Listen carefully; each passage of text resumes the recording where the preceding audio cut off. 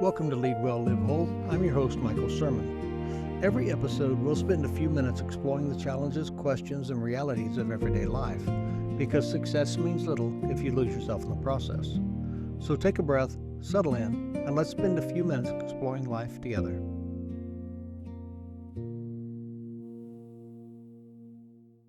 What if I told you that the best leader you've ever known probably wasn't the loudest, probably wasn't the smartest, and they probably weren't even the most charismatic?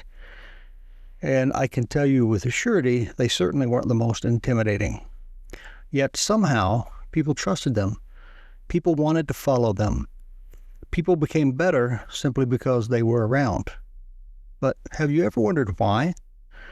Was it their personality, their experience, their position?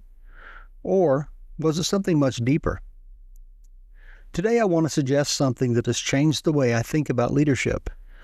World-class leadership isn't built from techniques, it's built from identity. Because when the leader is secure, clarity replaces confusion. Curiosity replaces control. Service replaces ego. And people? Well, the people flourish. So today, let's look at the anatomy of a world-class leader. Welcome back to the Lead Well, Live Whole podcast. I'm Michael Sirmon. Every week, we explore practical ideas to help you think clearly, lead confidently, develop others, and live whole. Over the past few episodes, we've talked about something that isn't usually discussed in leadership circles. We've talked about identity. We've talked about overthinking. We've talked about the stories we tell ourselves. We've talked about why we're often harder on ourselves than anyone else. And these weren't just personal development episodes. These were actually leadership episodes. Because you never lead only with your skills. You always lead from the condition of your heart. And today I'd like to build on that foundation. I want to talk about what a healthy leader actually looks like. Not a perfect leader, not a celebrity leader, not a leader with the biggest title, but the kind of leader people remember years later because they made everyone around them better.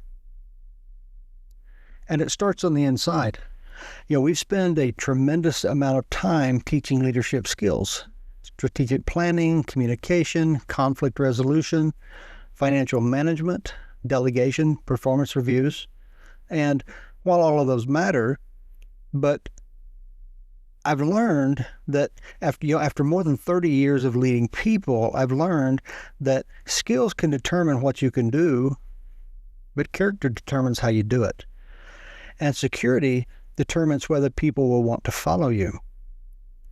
Think about the leaders who changed your life. Was it because they always had the perfect answer? Probably not. Was it because they never made mistakes? Definitely not. But it was because you trusted them. You knew where they stood. You may have said it something like, I know their heart, right? You didn't have to wonder if they were protecting themselves. You didn't have to compete for their approval. You could simply grow. That's what secure leadership creates. It creates psychological safety before psychological safety became a buzzword. So what actually makes a leader like that? Right? Let's perform an anatomy lesson, right? Not on the body, but on the heart of a great leader. Let's start with the mind, right? A world-class leader has a disciplined mind. They think before they react. They ask questions before making assumptions. They separate feelings from facts. And when pressure increases, they slow their thinking instead of speeding it up. Now, that's not weakness, that's wisdom. Secure leaders don't confuse urgency with importance. Now let's talk about the eyes, right? Great leaders see people differently. Where others see problems, they see possibilities. Where others see weaknesses, they see potential. Where others see employees, they see human beings. Right? People often rise or fall to the level of what's expected of them. And world-class leaders choose to see what someone can become, not just who they are today. I've told you many times, right? One of the greatest leaders I've ever had was a gentleman named Scott Pryor. And one of the lessons Scott gave me has stuck with me for years, for decades. And that is, no matter what business you're in the people business. And if you take care of the people will take care of the business. And that's true. That was true then. It's true today. It's true in every organization I've seen, whether it's in a profit, a nonprofit, a public, whatever the setting may be. That is still true. It's about the people. Now, let's look at the ears. Secure leaders listen, right? Not just to reload and not to defend, not to win, but to understand.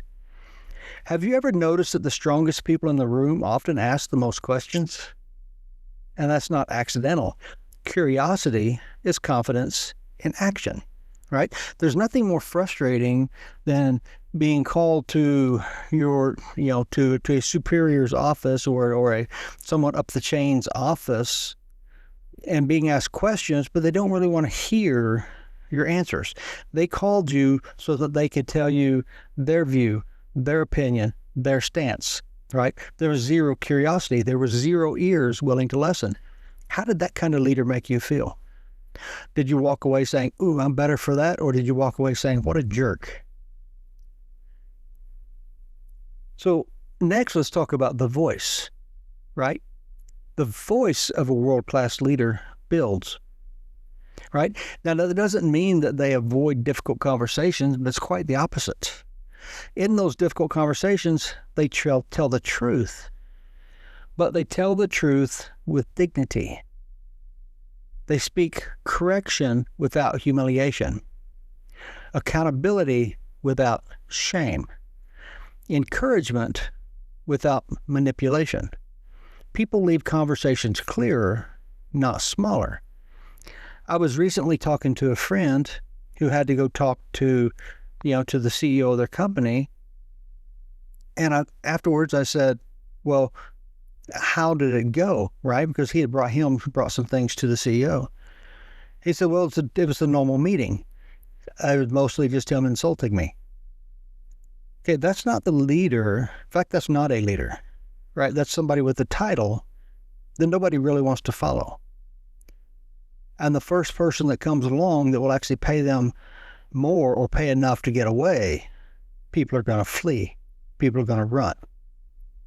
And that type of leader, unfortunately, looks at people leaving as they're weak, right? They just didn't have the strength to stand. They weren't able to stand and fight me. One thing you should never have to do is fight your leader, because it's about the heart, right? That is the most important part of a world-class leader. Secure leaders genuinely want others to succeed, right? They don't secretly compete or secretly compare or hold stuff back so that people will fail or so that people will falter so they can say, aha, look, I told you, right? Because they don't feel threatened by someone else's talent. They don't feel threatened by someone else's personality. They don't feel threatened by someone else's popularity, right? They don't have to be the hero in every story, because they understand something extremely profound, that leadership isn't about being the most important person in the room. It's about making everyone else more valuable because you were there. And next it comes to the hands, right? Watch what great leaders do. They're constantly lifting. They're constantly teaching, they're coaching, they're delegating, they're opening doors, they're removing obstacles, they're developing confidence. They aren't building followers. They aren't building or collecting people to them that will just yes everything that they say and tell them how wonderful and how great they are. They're building leaders. They're building people who can step up and own because they understand the intent and the heart of the mission of the organization, and they surround themselves with leaders that they can trust to step up and carry that mission forward. And part of that really is because they have a backbone, right? Kindness is not weakness. Compassion isn't compromise. World-class leaders, secure leaders, they make hard decisions. They have hard conversations. They protect the standards and they keep their commitments, but they do it without losing their humanity. Because, in our world, for some reason, we think strength and gentleness are opposites, but they're not. The strongest people actually possess both. If you have all the strength in the world and the position, and you use that to beat people down, you're not strong. You're not a leader. You're a bully.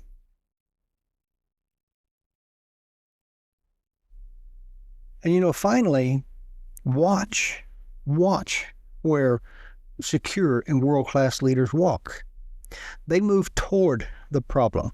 They move toward conversations. They move toward responsibility. They move toward people. Because secure leaders know that avoiding discomfort today always creates greater discomfort tomorrow. They know that refusing to move forward and pay the price today is going to cost them more tomorrow. So when you step back and you look, you begin to notice something.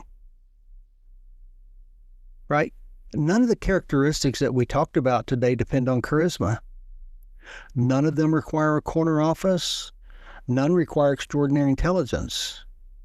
In fact, they don't even require you to be in business. They could be anywhere you're at, any organization, any church, any club, in your home, right? These characteristics are available to every one of us because they're not really leadership skills if you think about it. They're expressions of a secure heart. And perhaps that's why leadership isn't ultimately about influence. It's really about stewardship. It's about becoming the kind of person who leaves every room healthier than when they entered it. Every meeting, every family dinner, every coaching conversation, every friendship, every organization. Because leadership isn't measured by how many people follow you. It's measured by how many people become stronger because you led them. So this week, don't try to become a more impressive leader. Become a more secure one. Choose one part of this anatomy lesson that resonated with you. Maybe it's listening. Maybe it's courage. Maybe it's seeing potential. Maybe it's developing others. And practice it with intentionality this week. And watch what happens. Not only to the people around you, but inside you. So if today's episode encouraged you, I hope you'll subscribe, follow, and share it with someone who wants to lead well at work, at home, and everywhere in between. And you can also find more leadership resources, coaching opportunities, articles, and books at michaelsirmon.com. So until next time, think clearly, lead confidently, develop others, and live whole.